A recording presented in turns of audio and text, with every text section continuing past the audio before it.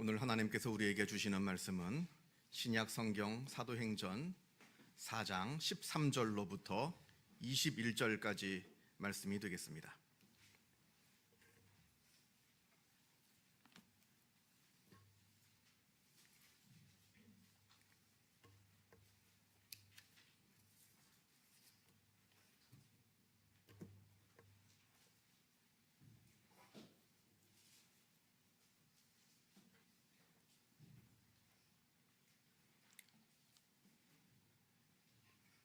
신약 성경 192면에 있습니다.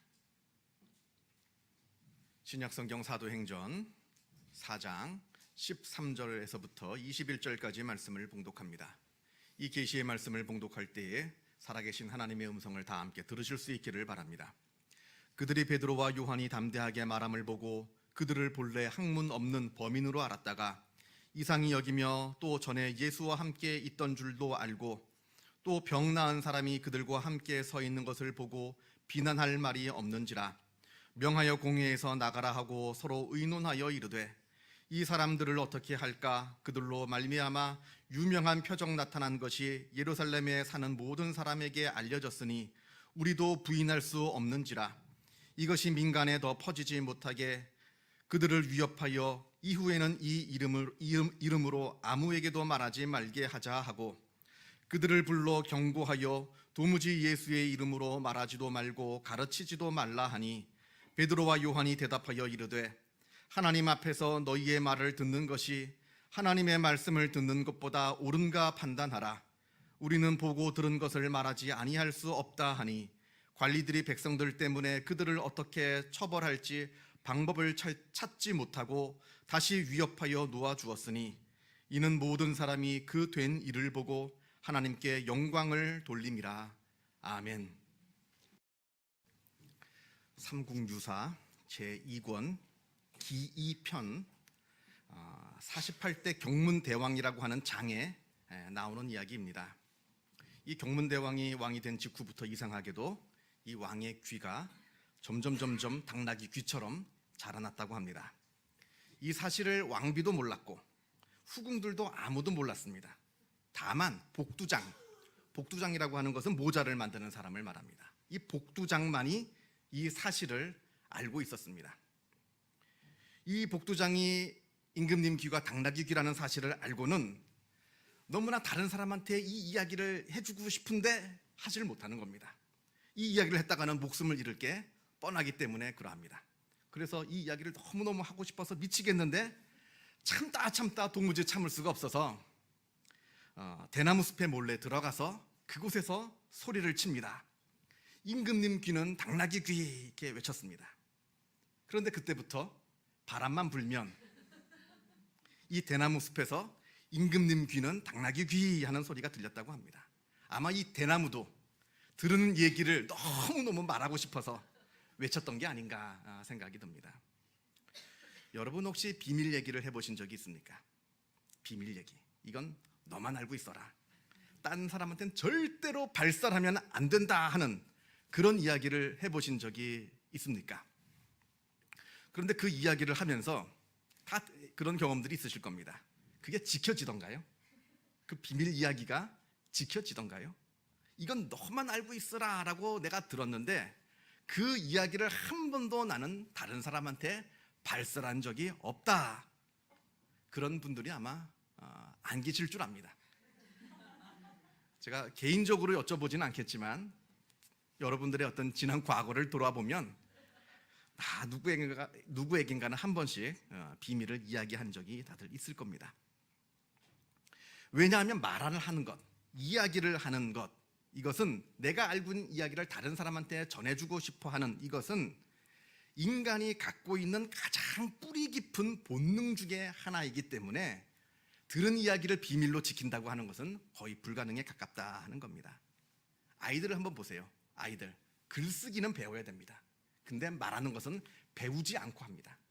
배우지 않아도 무슨 말인지 몰라도 그냥 옹알이를 하려고 하는 그 본능이 인간의 마음 깊숙한 곳에 그 이야기를 하고자 하는 그 본능이 인간의 깊숙한 본능 가운데 있다라고 하는 겁니다. 그래서 이제 우리가 학문적으로 현생 인류를 호모 사피엔스, 그러니까 생각하는 사람, 슬기로운 사람 뭐 이렇게 부르는데, 어떤 사람들은 이렇게 이 현생 인류를 호모 사피엔스가 아니라 호모 나란스, 이야기를 해야 되는 사람, 말하는 사람, 이 인간의 본질이 아니겠는가, 인간을 더 정확하게 이야기하는 것이 아니겠는가 하는 그런 사람들도 있습니다. 오늘 본문을 말씀을 보면 말하고 싶은 욕망을 이기지 못한 그런 사람들의 이야기가 나옵니다. 오늘 우리가 같이 읽은 본문 말씀보다 앞에 나오는 이야기부터 좀 설명을 해드리자면, 사도행전 3장에 베드로와 요한이 성전 문 앞에서 어떤 안전뱅이 거린을 고쳐준 사건이 나옵니다. 베드로와 요한에게 구걸을 하고 있는 이 안전뱅이를 보고 베드로가 은과 금은 내게 없거니와 내게 있는 이것을 내게 주노니 나사렛 예수 이름으로 일어나 걸으라 하면서 그 거린을 고쳐준 사건이 벌어졌습니다. 이 놀라운 사건을 그 주변에 있는 많은 사람들이 보게 되었습니다. 그리고 베드로와 요한에게 사람들이 마구 몰려들기 시작했습니다. 그러자 베드로가 그 사람들에게 이스라엘 사람들아, 이 일을 왜 놀랍게 여기느냐? 우리 개인의 권능과 경건으로 이 사람을 걷게 한 것처럼 왜 우리를 주목하느냐?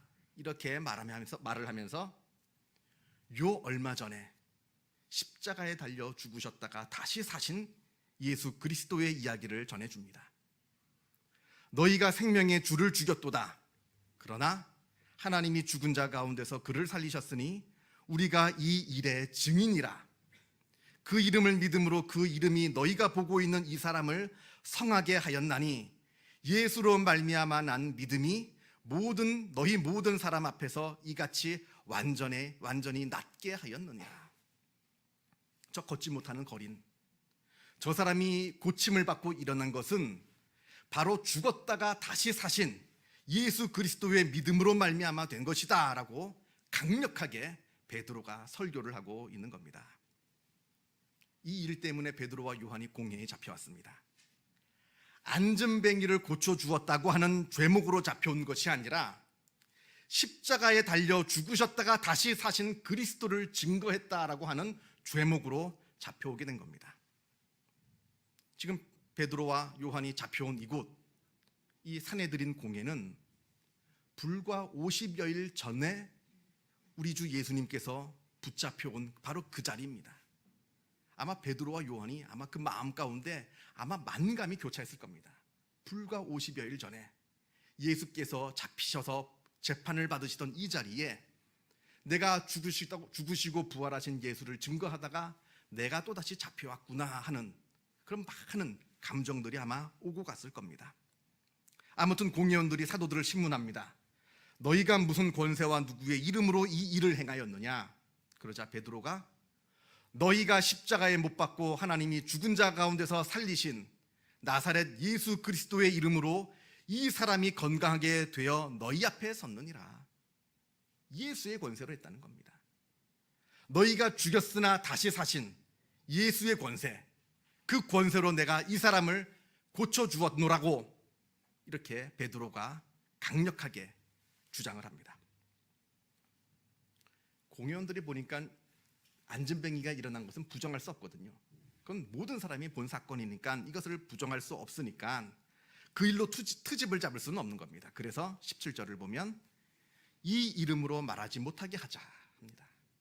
죽었다가 다시 살아나신 예수 그리스도의 이야기를 못하게 하자 하는 겁니다. 그래서 18절을 보면 그들을 불러 경고하여 도무지 예수의 이름으로 말하지도 말고 가르치지도 말라 하니 이렇게 이야기합니다. 그러자 베드로와 요한이 대답을 합니다. 우리가 너희 말을 듣는 게 옳으냐? 아니면 우리가 하나님의 말을 듣는 게 옳으냐? 생각해 보라 하면서 우리는 보고 들은 것을 말하지 않을 수 없다. 이렇게 말을 합니다. 우리는 보고 들은 바를 말하지 않을 수가 없도다. 그 마음속에서 꿈틀대는 예수 그리스도의 부활에 대한 이야기, 이 이야기를 우리는 말하지 않을 수 없다 하는 겁니다. 우리가 구약 성경을 보면 하나님의 말씀을 받은 예레미야의 탄식이 나옵니다. 예레미야가 뭐라고 탄식을 하냐면, 내가 다시는 여호와를 선포하지 아니하며 그의 이름으로 말하지 아니하리라 하면 나의 마음이 불붙는 것 같아서 골수에 사무치니 답답하여 견딜 수 없나이다. 내가 전하는 하나님의 말씀 때문에 내가 사람들한테 미움을 받고 조롱을 당하고 심지어는 매를 맞고 목숨의 위협을 당하는데도, 그래서 내가 다시는 내 하나님의 말씀을 전하지 않겠습니다. 나는 하나님의 말을 전하지 않는 사람이 되겠습니다 라고 다짐을 합니다만, 그러나 그 마음 가운데 그러면 그럴수록 내 마음이 불붙는 것 같아서 골수에 사무치니 답답하여 견딜 수가 없나이다. 지금 이렇게 너무나 말하고 싶어서 견디지 못한 사람들, 이 분들 덕분에 지금 지구 반대편 우리에게 복음이 흘러 들어오게 된 겁니다. 그리스도가 다시 사셨다, 이것을 외치다가 이것 때문에 미친 사람이구나 하면서 조롱을 당하기도 하고, 이것 때문에 매를 맞기도 당하고, 때로는 이것 때문에 목숨을 잃어가면서까지 예수가 부활하셨다라고 하는 이 사실을 증거한 이분들 덕분에 복음이 우리에게까지 흘러 들어오게 되었다라고 하는 겁니다. 그리스도가 다시 사셨다라고 하는 이 이야기를 전해야만, 그래야 속이 시원했던, 그래야지 그 마음에 응어리졌던 것이 다 풀려나서 시원했던 우리의 믿음의 선조들 덕분에 우리가 복음을 듣고 믿게 되었다라고 하는 사실을 우리가 잊지 말아야 합니다. 물론 당연히 예수님의 부활을 직접 보고 들은 사람이 그러했습니다. 예수님의 제자들, 그분들이 그러했습니다.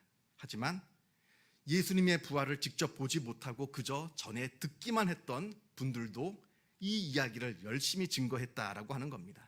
예를 들면 사도 바울이 그러합니다. 사도 바울은 예수님의 부활을 직접 보지 못했습니다. 다만 전해 들었습니다. 이 사도 바울이 복음을 증거하다가 일어난 사건 하나 제가 소개해 드립니다. 루스드라라고 하는 곳에서 복음을 증거하다가 바울을 미워하는 유대인들에게 붙잡혀서 돌에 맞는 석형을 당합니다. 그냥 죽는 겁니다. 돌에 맞으면. 실제로 바울의 목숨이 아마 거의 끊어졌던 것 같습니다. 죽은 줄 알고 바울의 시신을 성 밖으로 끌고 가 내다 버립니다. 그런데 정말로 기적적으로 숨이 돌아왔습니다. 숨만 간신히 돌아온 것이지 그 몸은 완전히 만신창이가 되었을 겁니다. 그런데도 놀랍게도 바울은 간신히 그 만신창이가 된 몸을 이끌고 루스드라 성에 들어가서 그날 밤을 보낸 다음에 그 다음날 다시 일어나서 복음을 전하기 위해서 그 만신창이가 된 몸을 이끌고 더베라고 하는 도시로 가서 그것에서 복음을 증거하다가 거기에서 많은 제자를 만들어 놓은 그 사건이 바로 사도행전에 기록되어 있습니다. 도대체 어떻게 해야 이렇게 할 수가 있겠습니까? 이 바울이 갖고 있는 이 복음의 뜨거운 열정, 이것은 어디에서부터 나오는 겁니까? 그건 바로 내가 전에 들은 것을 나는 말하지 않으면 답답하여 견딜 수가 없도다 하는 이 전하고 싶은 욕망, 말하고 싶은 욕망, 이 이야기하고 싶은 이 거룩한 욕망에서 이 놀라운 일들이 이루어지게 되었다라고 하는 겁니다.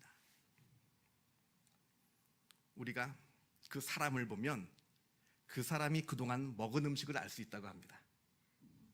그런데 우리가 그 사람의 말을 들어보면 그 사람이 품고 있는 그 생각, 그 사람이 품고 있는 그 마음을 우리가 알 수 있습니다.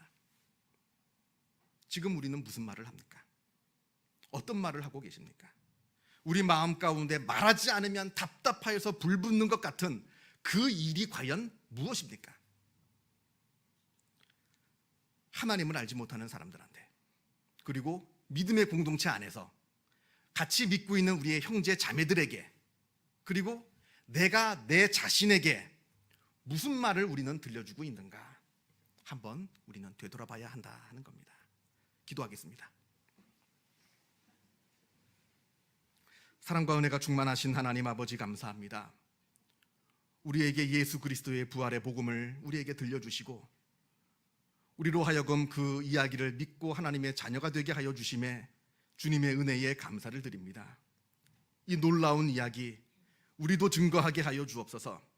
나에게 들려준 그 사람의 복음의 열정이 우리에게도 있게 하여 주셔서 예수께서 부활하셨다라고 하는 이 놀라운 사실을 우리도 증거하게 하여 주옵시고, 이 놀라운 이야기를 우리의 믿음의 공동체 안에서 함께 나누며 함께 은혜 받게 하여 주옵시고, 이 놀라운 이야기를 내 스스로에게 늘 읊조려 이야기해 주는 그러한 우리의 믿음의 사람들이 다 되게 하여 주옵소서.